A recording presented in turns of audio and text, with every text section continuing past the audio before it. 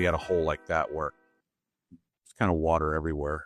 And there was a not a super long par 5, but most people would actually play it better when they didn't know how tight it was. Like the more times you play it, the more and that's, I always tell my members, if that, gosh, I hit my driver better at other golf courses than I do here, because you know where you can miss. Yeah. And generally you'll bail out. And when the miss on 12 is certainly seems like to the right. It is to the right, but you get caught in a bunch of trees over there. You can't miss left because you just have no shot, or you're in the water. I've hit it left and found my ball or into the penalty area, and you're just like, I'm just trying to make bogey now, because there's like, you're trying to hit a little hook but yeah. So I was going to say the only hole that you really feel like you can take off would be the par 3 after, and that's no gimme. No, it's the shortest hole on the golf course, but played's much longer than its actual. It's usually yardage. Inland. Because it's hitting directly into basically the straight of Juan de Fuca. Yes. And right, that's coming in like and it's a little uphill. Yep. And for you, someone like yourself or Mason, my son, you'd have a situation where it's like you have to control spin because you're hitting a shorter iron, and if you're overspin it, you can spin it right off the green. You could, yeah. Depending on what time of year it is. And then the next hole is a really good driving hole. 14. Yeah, 14 is probably our second hardest hole on the golf course. Not on the card, but if you look at all the stats, 14 is a very tough hole. And then the one up over the hill is pretty cool. And then 16, 17, 18, what a great finish. So yeah, it's a cool golf course. Anybody that's never gone across the Deception Pass and they're looking for somewhere to play golf, I think they should call you and get on, because it's a really good track. I do remember the last time my wife was on a golf course when I was playing, was when we had that really big time heat wave. It was 113 in Seattle, and I had arranged with you to come out and play golf, and I was visiting some of the other courses and stuff, and she didn't watch me hit one single shot. She read a book the whole day, and her only thing, it was still pretty warm there, even on the island, in the upper 90s, I think. Yeah, we don't ever see upper 90s. That week we did, but I think it was 113 in Seattle or something. And but I remember hitting a shot offline on some hole, and I'm like, "Did you see that?" And she's like, "Nope, looking at a book." I'm like, "All right, here we go." And her only thing was put me under a tree, like give me shade. And every time, But that particular weekend, I think too, on Sunday night, we went to Whidbey State Park at 7:20 p.m. It was 87 degrees, literally on the water. And I remember thinking, what is this, Florida? Like, come on. It was hot that weekend. That was, I think that was a weekend, or it was a weekend right before Blair was born, our youngest. And Suzanne was uncomfortable. Getting back to playing golf, we talked about some pro-ams, pro members. I know one of the things that way I got to know you is because Mason, I'm not here to talk about him, but he literally lists you as one of his top, like on his one hand, he says David Phay is that or that in who he would like to play in a final round with. Like you're one of those guys, and he just says it's like, he's like, we've never really seemed to had the greatest final round necessarily. He goes, maybe that's the problem, is because I'm having too much of a good time. And he goes, I just enjoy, but he's just like, if I want to under pressure, I think one of the times that he played with you was he was still in high school, and it was the Washington Open, and it was you and Costin and him in the final round. And I think you guys were second to last group. And he's like, that's just the day he remembers that. But in terms of, what are some things in playing in final rounds, not necessarily with him, but just some great experiences other than the one where you closed the deal at Rose Hours? What are some experiences where you're like, I remember I learned this, or whatever? Yeah. Well, getting back to you playing with Mason, we got about 2 years where we were paired together almost every tournament. whether it was in a final round or if we were just paired the first 2 days together. So that was a lot.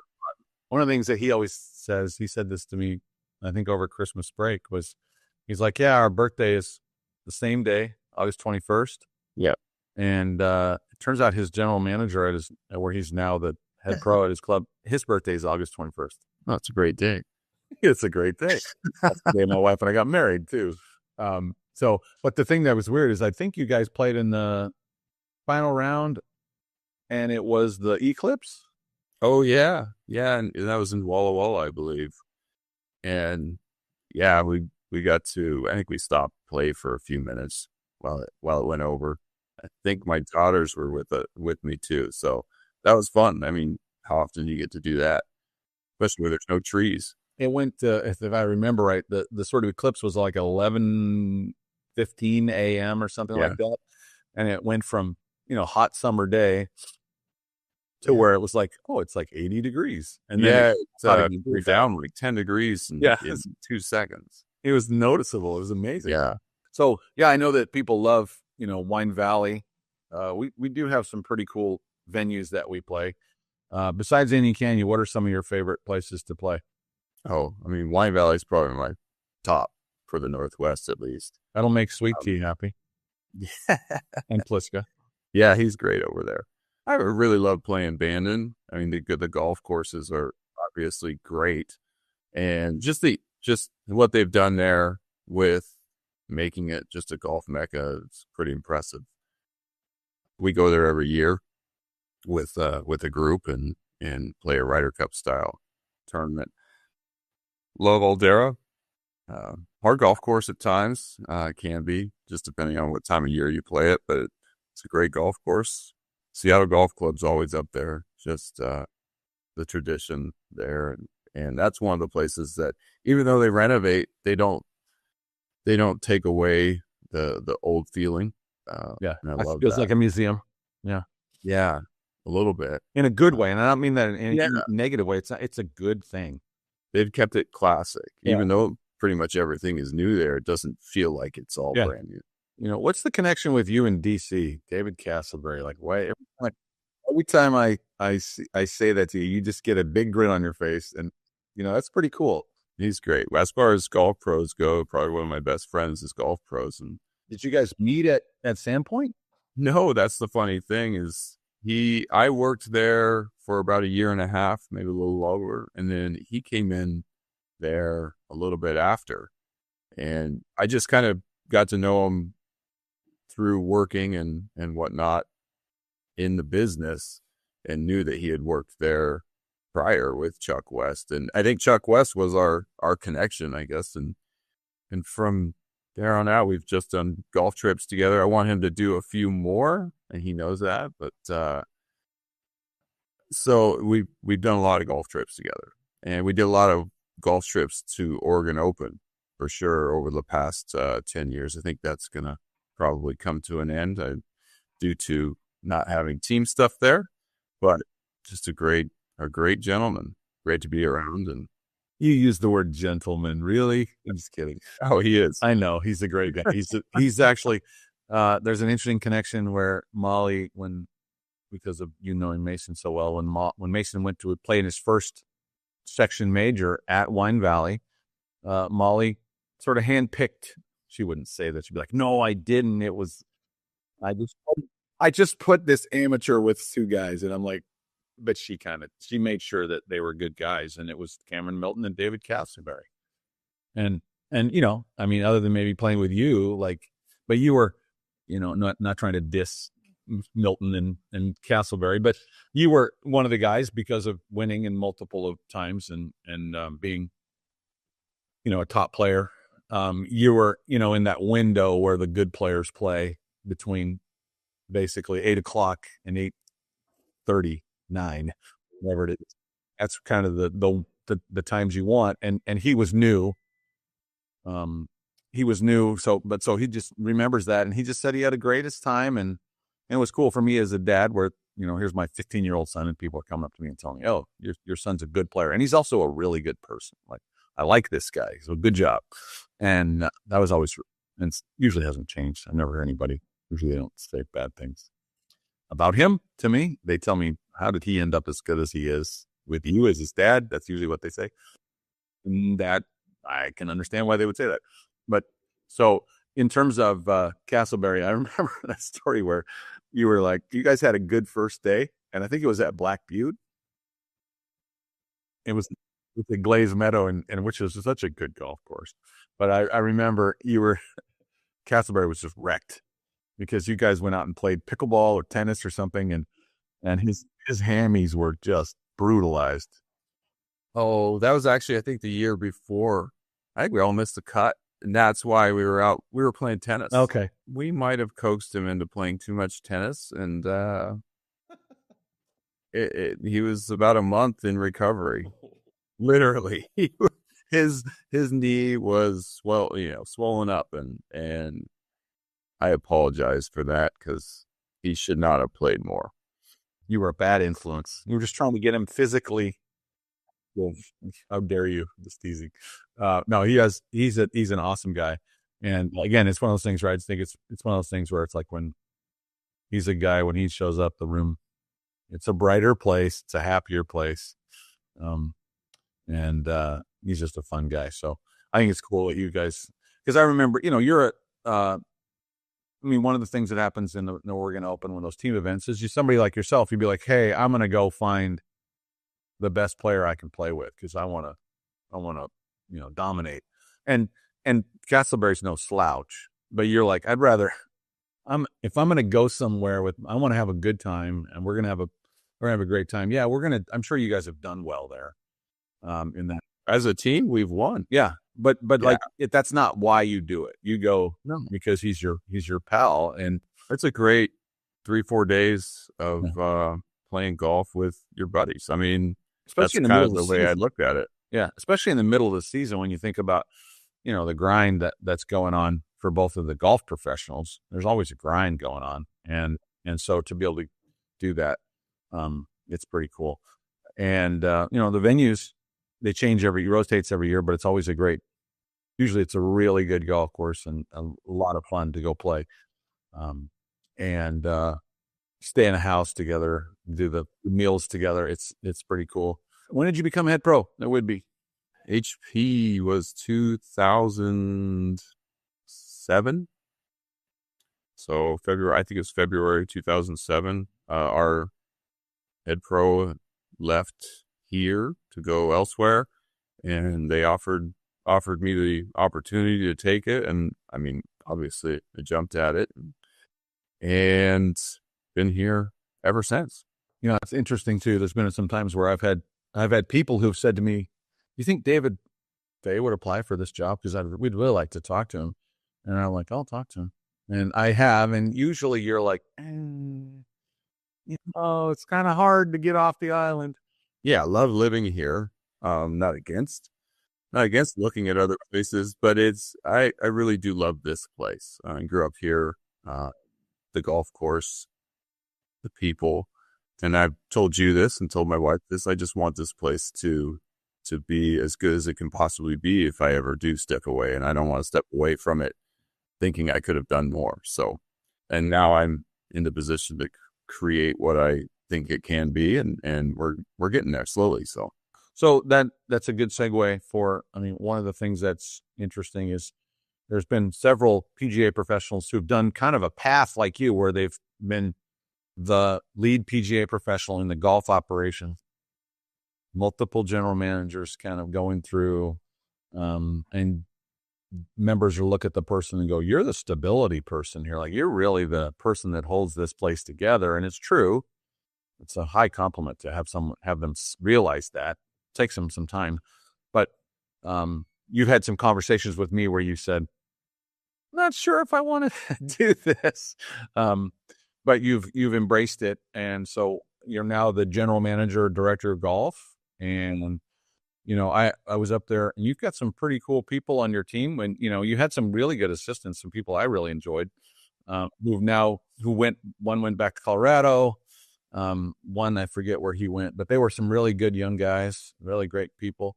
But you've backfilled with some really good people too. You've got Yeah, we've got Nick and Jordan Yeah. doing a lot more than what they had signed on for, Yeah. but they're doing a great job. So Capable. They're capable of it. And again, I yeah, think the interesting part too is that they seem like they have a love for the island the same as you do. It's not just it's a place they want to be. It seems like. yeah. Nick grew up here, and Jordan's here for at least 3 years or Yeah. so total. Yeah. Her boyfriend's in the military, and so we never know what that's gonna Yeah. bring. So You're kind of rooting for him to get a repeat yeah, assignment, I guess. I can see why you'd want that.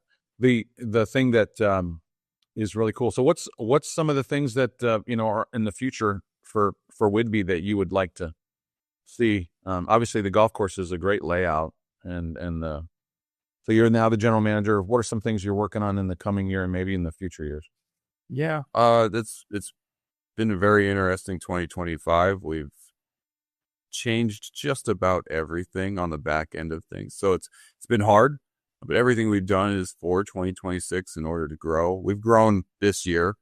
We're going to try to continue that. And if we can keep our membership growing and our play growing, we will be in great shape for 2026. And so that our winter project here is to keep and keep all of our members satisfied and give them many things to do during the winter. Because obviously, living in the Northwest, golf is not the number one thing that people want to do in the wind and the rain, but we do have our days. So that's our goal has been member retention over the winter, and then grow rapidly, hopefully during the spring and summer. And we're in position to do that. We've got great people in our office now that are creating processes that will put us in a much better position for 2027. So You say indoor. It made it sound like you might think about something indoors or something. I mean, we've talked about those things, just mainly creating events that probably weren't there and making our events bigger upstairs in our restaurants. I say upstairs, but the pro shop and office resides downstairs, and our bar and restaurant reside upstairs. And so in the past, there's been certain events that we've done, but we have grown that to grown it slowly over the summer and fall. And now we're into winter. And that was we have a new food and beverage manager, Gordon. And his goal for this winter was to create and execute a lot of different events for the winter. He's done a great job at that. I mean, there's been a couple that we would love to have been better, but just keeping our members engaged for the winter. It's easy during the summer if they're all golfers, so which most of our members are. We do have a social aspect that want to see a lot of different things that they can do upstairs. And our events coordinator she's been great, practically a volunteer working 20 to 40 hours a week. Diana, she's been wonderful, and hopefully we can find a person to take over for her and hit the ground running with our events for 2026. One of the things too, every time I go to Whidbey, I mean, my wife and I love to go to Whidbey Island around your birthday, our anniversary. We love going there. We love the Island Shakespeare down in Langley. We've often stayed in Oak Harbor, and people are like, it's funny when you talk to somebody on the island, they're like, I never go to the south end of the island, as if it's far. It's like not far. I think the south end doesn't come up here too much. Yeah, it's an amazing Long Island, but it's one of those things when you think about it's actual drive time, as opposed usually, unless there's construction. Other than that, it's and unlike the actual rat race side of the world where it's traffic and parking on the freeway on I-5 or whatever it is you're doing. The thing that I always think is, how do I retire here? That's one of the things I always want to do. And I don't want to retire. What I mean is like, how do I figure out how to do what I'm doing from Whidbey Island? Like, because I could easily be a member at Whidbey and love it, because it is an everyday golf course. It is. It is. Well, my wife and I were just talking about that while we were down in California, and I was referring to snowbirds and how often we have snowbirds that live in Southern California or Arizona, and almost all of them, there always seems to be a time where some of them say, "Okay, that's it. I'm done traveling back and forth all the time. I want to just stay in one place." And I would say 95% of them end up staying here instead of the southern parts. And I mean, probably for quite a bit different reasons, but this is the place where they end up. So Yeah, the thing that's interesting too is like, again, I remember being probably one of your older daughter's age and asking some guy down in New Mexico, why do you snowbird? And he was from somewhere in Washington State, randomly. His name was Mike. And he had sort of snowbirded for a few years in Tucson, and now he was doing it in Las Cruces. And he's like, well, I just, Tucson didn't work for me. And I'm like, really, why? He goes, I'll give you 117 reasons why. And I was like, yeah, I think 113 is odd. Try 117. But like, yeah, I mean, a cold winter day on Whidbey is pretty cold, but it's not as hot as a hot summer day. And you can still bundle up by the fire and near the water. I mean, if you're,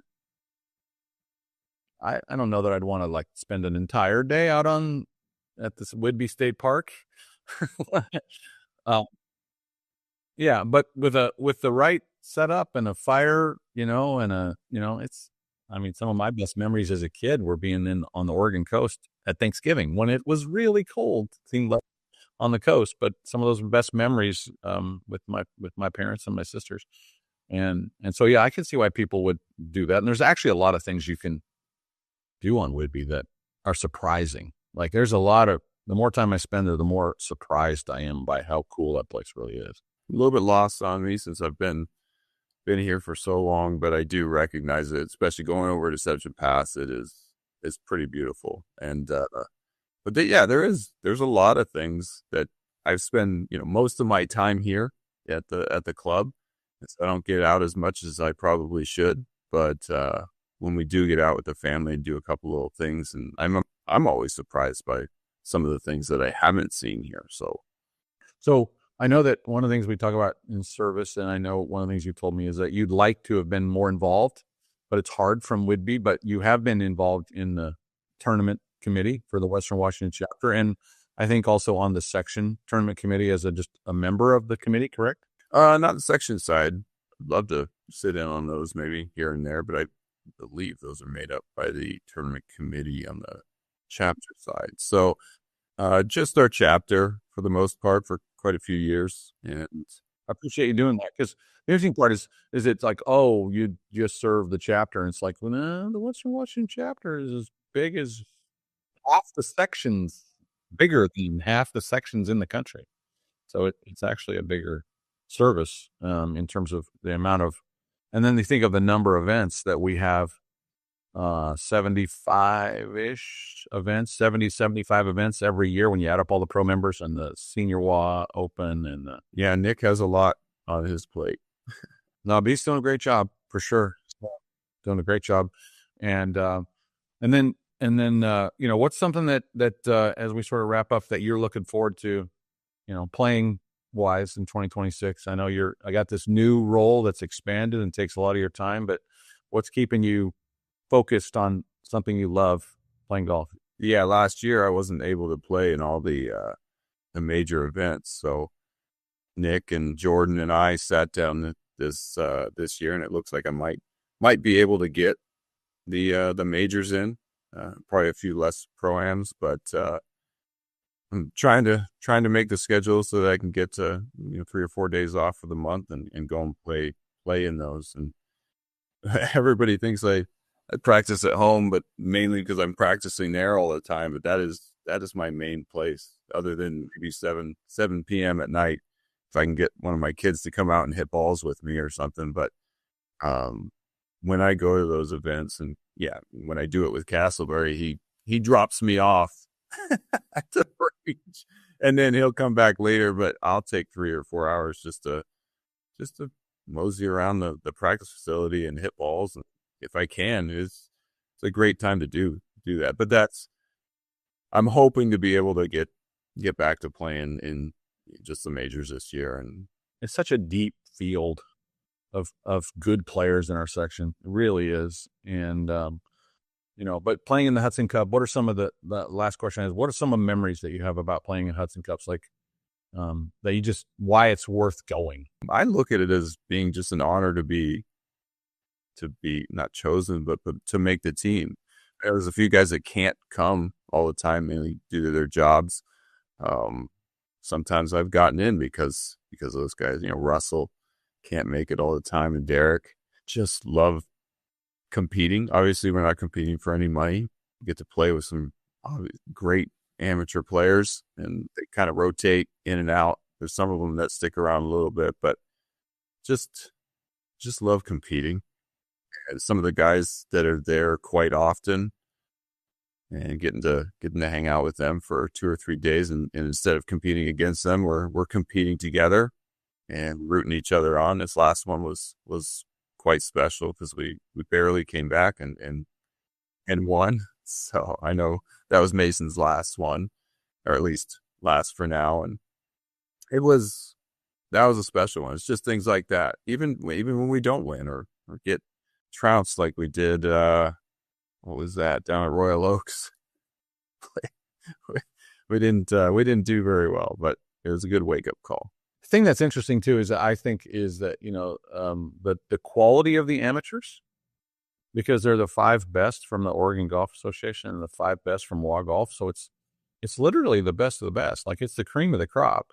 And for people like Mason, some of them they played amateur first, and then they made it as a pro, and he's like, it's so different, so cool to see that.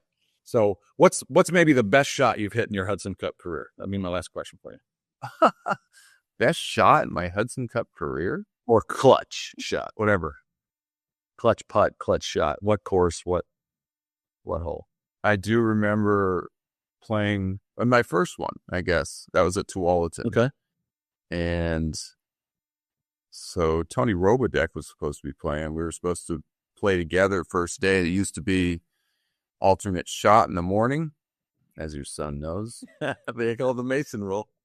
Yeah. The only we been late for ever. I was supposed to be playing with Robideck in the morning, and he had some medical issues and wasn't able to make it. So Chris Griffin came in his place, and I was always making a joke about that night when I found out. It's like, I was planning to hit wedges into greens, and when Chris is teeing off, I'm hitting 3-iron. So I do remember one shot. I did actually have a 3-iron in where our amateur partners were probably hitting a pitching wedge in, and I think Chris, our conversation was just stick it in there, and I think that shot hit it probably inside of 10 feet. We ended up winning the hole, and I don't remember which hole that was because I've only played there at that time, and we had a really, really big rainstorm right before. Always in mid-October, so golf wasn't exactly. Although, they had lakes in some of the fairways. Willamette Valley was amazing in 2025 condition-wise. It was great. Yeah. Oh, it was. Yeah, it's beautiful. It all depends on the weather you get that fall. So that particular fall could have been a wet one. So I think we had 3 inches of rain the day before, so it was a lot. I mean, they did a great job with what they had at that time. That was back, I want to say 2012 is probably my first one. It's funny, Mason cannot get away from that. No, he will never. I know. But the funny part too is like the thing that's wild is he was an AM there, and